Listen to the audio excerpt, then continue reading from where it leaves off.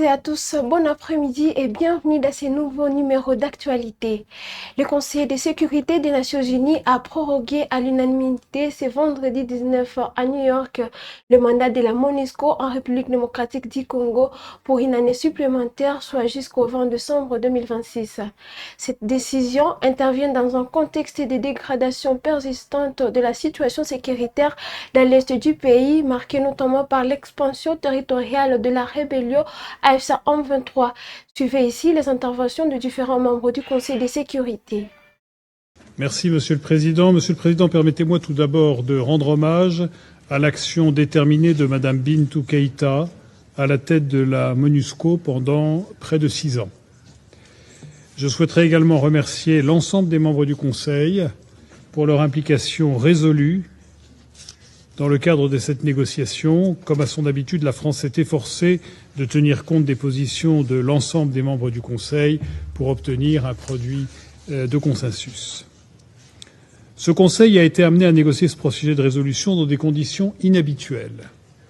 Vendredi dernier encore, nous nous réunissions alors même que le M23 poursuivait son offensive dans le sud Kivu, après avoir conquis Uvira, avec le soutien des forces rwandaises de défense.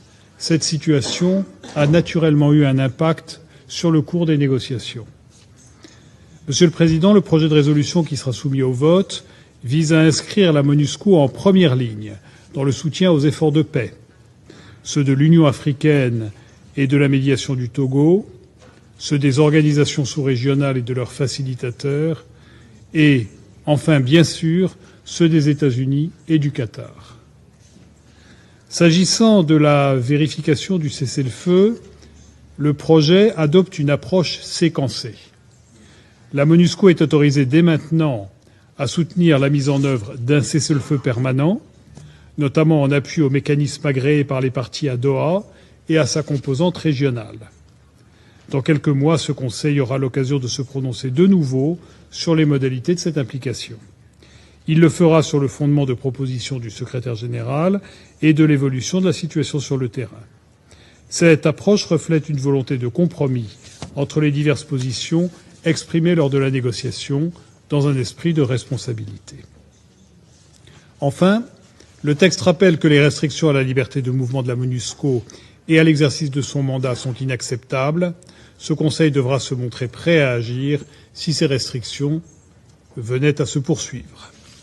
Monsieur le Président, le vote d'aujourd'hui représente une page importante pour la MONUSCO qui ne pourra porter ses fruits qu'en fonction de progrès concrets sur le terrain. Face à la gravité et à l'urgence de la situation et à l'instar de cette résolution, la France appelle l'ensemble des parties à honorer leurs engagements en vue d'une paix durable dans l'est de la RDC et dans la région du Grand Lac, dans le respect de la souveraineté et de l'intégrité territoriale de la République démocratique du Congo. Je vous remercie. Dans ce même cadre, les États-Unis ont estimé lors de cette même session du Conseil de sécurité que les retraits de l'AFC M23 de la ville d'Uvira demeurent insuffisants. Washington exige un repli immédiat des rebelles à au moins 75 km d'Uvira, ainsi que le respect strict de l'ensemble de leurs obligations conformément aux accords signés. Les États-Unis appellent également la RDC à faire davantage, notamment en coupant immédiatement tous les liens avec les FDLR. Suivez l'intervention des ambassadrices américaines à l'ONU. De la Fédération de Russie de sa déclaration et donne la parole aux États-Unis. Merci. Les États-Unis se félicitent d'avoir voté pour le renouvellement de cette mission essentielle d'une année supplémentaire et nous remercions la France d'avoir mené les négociations. Nous nous félicitons devant cette mission de maintien de la paix stratégiquement placée pour appuyer les efforts actuels du président Trump pour ouvrir la voie à la paix dans la région. Malheureusement, les négociations sur le renouvellement du mandat de la MONUSCO, une fois de plus, ont été perturbées par les efforts du M23 et du Rwanda visant à saboter un processus de paix viable. Lors des négociations, nous avons envisagé d'autres changements à apporter au mandat de sorte à faciliter la mise en œuvre du cadre de Doha. Malheureusement, l'avancée du M23 sur Uvira avec l'appui des forces de défense rwandaises et contrairement aux obligations souscrites par le M23 dans le cadre de Doha ont rendu ces changements impossibles. L'engagement pris par le M23 à se retirer de la ville d'Uvira ne suffit pas. Le M23 doit immédiatement se retirer à 75 km au moins d'Uvira et doit se conformer à la totalité de ses obligations conformément à l'accord cadre. Nous condamnons catégoriquement l'avancée du M23 dans Uvira et au-delà, ainsi que le soutien du Rwanda au M23 en violation de ses obligations en vertu des accords de Washington. Les États-Unis restent profondément attachés aux accords de Washington et à leurs promesses de paix et de prospérité pour l'Est de la RDC et pour appuyer les efforts dans le cadre du processus de Doha. Nous comptons sur un plein respect par les parties des deux accords. Si le M23 et le Rwanda font le choix de respecter leurs engagements, la MONUSCO, grâce à ce mandat, pourra appuyer la mise en œuvre des deux processus. La mission est prête à apporter un soutien logistique nécessaire aux mécanismes convenus entre le M23 et la RDC afin d'assurer la surveillance et vérification du cessez-le-feu. Ce nouveau mandat permet de renforcer les efforts de démobilisation et de rapatriement en cours de la MONUSCO des membres des FDLR pour en garantir la plus grande efficacité possible. Nous exhortons le gouvernement de la RDC à faire davantage pour appuyer ces efforts et pour immédiatement couper tous les liens avec le FDLR. Que les choses soient très claires, à la MONUSCO a un rôle clé à jouer, mais la responsabilité d'honorer ses engagements incombe exclusivement aux partis. Pendant ces temps, dans la localité de Luvungi, près d'Uvira, au Sud Kivu, la population qui avait fui les affrontements commence à regagner progressivement ses habitations. Un habitant rencontré par Kivu Newsday affirme vivre désormais dans un climat de paix et de sécurité. Suivez son témoignage. Mimi naitwa Jacques. Jacques, unasema hali hapa ilikuwaje? Hali iko nzuri sana tena sana kabisa. Tunapata usalama. Na nini natuma unasema hali iko nzuri? Sababu mimi nalala vizuri. Hakuna kitu kia kunisumbua. Mimi natoka kushamba yangu na mimi naleta tomate, hakuna mtu tena kunisumbua sema nilipishe 1000 francs au 2000 francs. Na hivi mimi nalala vizuri kabisa. Na mbele ilikuwaje? Mbele ulikuwa kilalo unasikia masasi napigwa, ngambo na ngambo mtu anakosa usalama. Lakini kwa saa hii kabisa tunaona kimya kabisa. Tuko na siku 3 tangia wanatugomboa hapa Luvungi kabisa, tunalala vizuri kabisa na tusikii lolote. Na mtu anauzisha hata biashara vyake vizuri, hata mataksi hakuna mtu wa kumuuliza mataksi.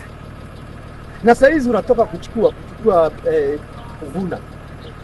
Mimi natoka hapa ngambo ya Lubarika kuvuna tomati, fasi moja wanaitwa Kauli hapa Kumayamoto. Nilikuwa vizuri sana, hakuna hata mtu wa kututingiza ndani ya njia. Na mpaka hivi tunasikia tuko na amani kabisa, tuko ame. Na habari ya vita hapa ilikuwaje? Vita tulioni inaisha sababu hatuna tena misukosuko kusikia mabomu huku na huku, antuka tunapata usalama. Justice militaire à présent, le lieutenant-général Filemon Yave, ancien commandant de la 3e zone de défense dans l'est du pays, a comparu ce vendredi devant la haute cour militaire. C'est au gradé des FARDC est poursuivi dans 2 dossiers distincts, notamment pour trahison en citation de militaires à des actes contraires à la discipline, ainsi que pour participation présumée à un mouvement insurrectionnel. Les détails dans ces reportages de la RTNC.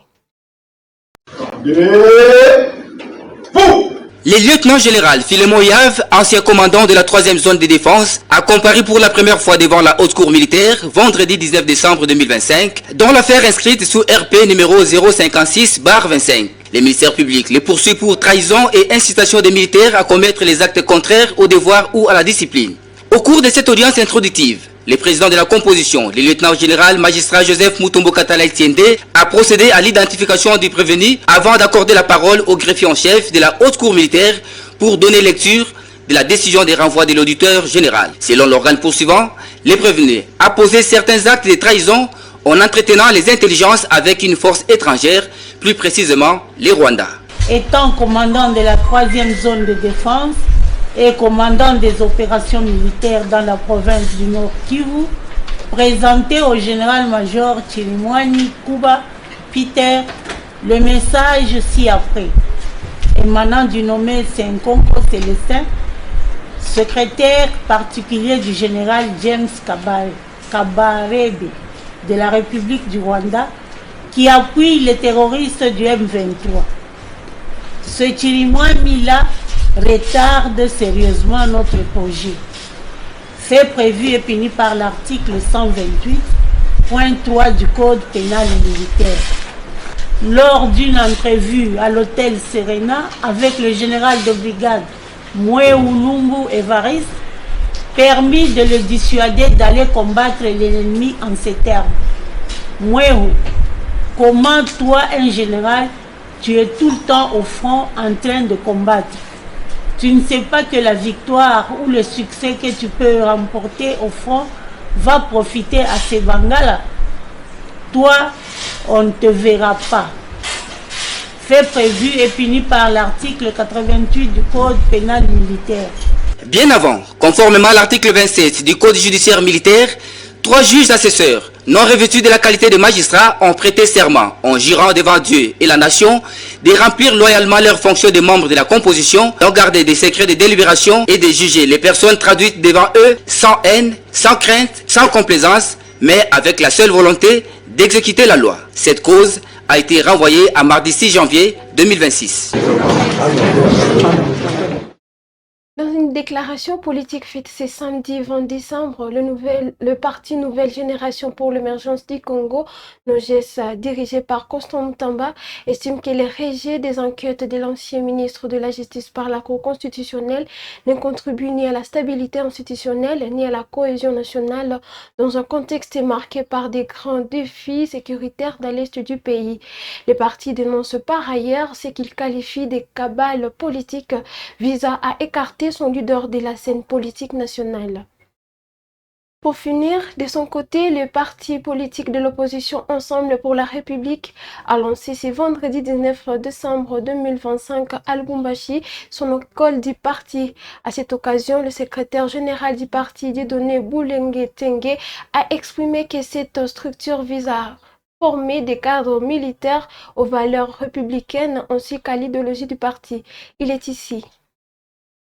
Aujourd'hui, c'est la mise en route de l'école des cadres d'Ensemble pour la République qui a été créée sous le qualificatif de école du parti. Il s'agit d'une structure spécialisée de notre organisation politique qui va se consacrer à la formation d'une élite de qualité au niveau de notre parti politique et pour notre pays. Formée sur base de nos référents idéologiques et de notre doctrine, des cadres non seulement capables de conduire, d'animer, de manager les organes dirigeants du parti, du national au fédéral, en passant par le provincial, mais aussi une élite capable de maîtriser les questions de gouvernance de la chose publique, l'état d'esprit que nous devons avoir comme citoyens dans une démocratie, mais aussi les questions de développement, les questions liées aujourd'hui aux réalités environnementales, parce que nous sommes appelés, nous avons l'ambition de conduire les peuples de ces pays vers un Congo où il va s'épanouir, où ce peuple va sentir le goût du bien-être, du bien vivre ensemble. Il va rayonner en Afrique et dans le monde parce que notre potentiel est énorme. La création de l'école du parti par un acte du président national, il a déjà donné à cette école une direction. Le directeur général, c'est un professeur émérite de renom, le professeur Ruth Moulongo, et ses collaborateurs sont des professeurs dont l'envergure n'est plus à démontrer, aussi bien dans cette ville que dans notre pays. Et l'école va se déployer avec l'identification et la nomination des cadres de haut niveau, au niveau des aires régionales, mais aussi au niveau des antennes provinciales, pour nous faire vivre, je dirais, de l'innovation dans la manière de réfléchir et d'agir en politique. Nous voici à la fin de cette édition d'actualité. Mesdames et messieurs, merci de nous avoir suivis. Si c'est votre première fois de nous suivre, veuillez vous abonner à la chaîne. N'oubliez pas de commenter, liker et partager. À toutes et à tous, meilleure vue.